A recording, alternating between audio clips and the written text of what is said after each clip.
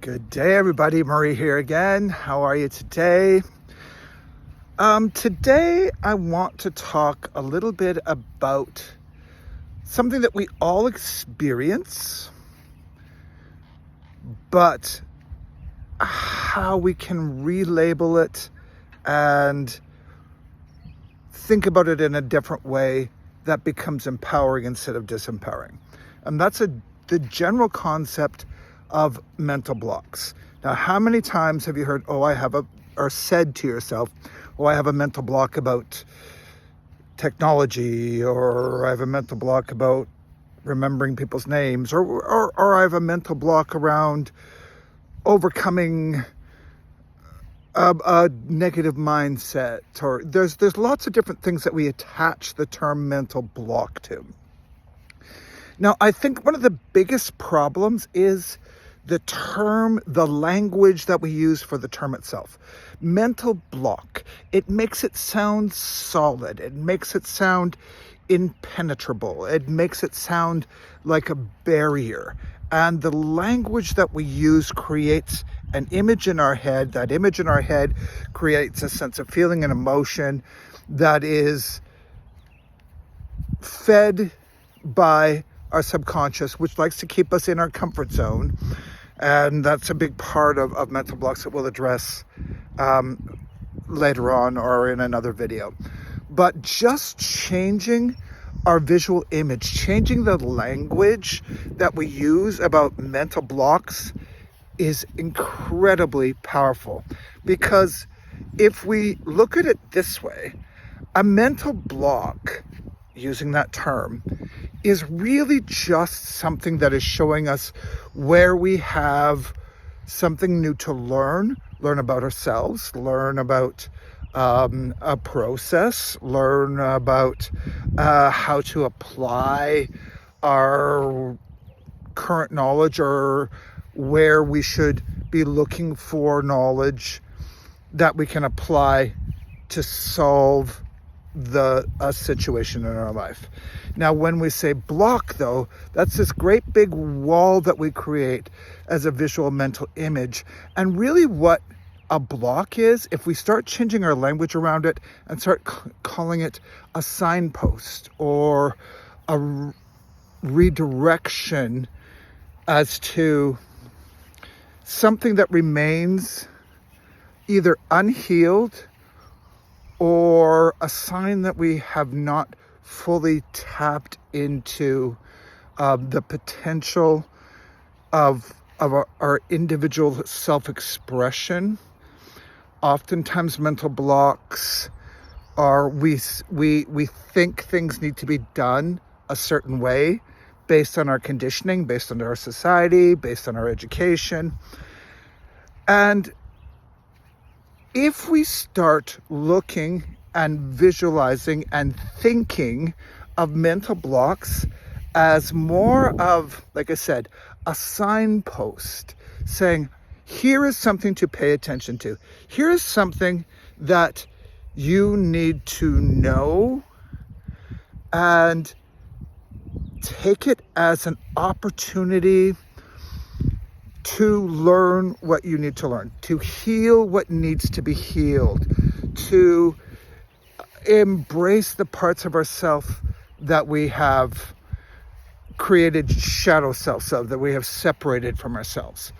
And when we change the way we even think about that term mental blocks to signposts or guidance or intuition, we soften resistance, we open up our minds to possibilities, we can be curious about, what is this sign telling me? So let's, instead of using the term mental blocks anymore, let's use a signpost. So it's not something that's blocking your path. It's something that's giving you an opportunity to say, pay attention to this, heal this, discover this, experience the curiosity and the compassion around a situation, and don't make it a block. We make our own mental blocks through our programming, yes, but also through how we think about them on an ongoing basis. So mental blocks are simply signposts. They are opportunities.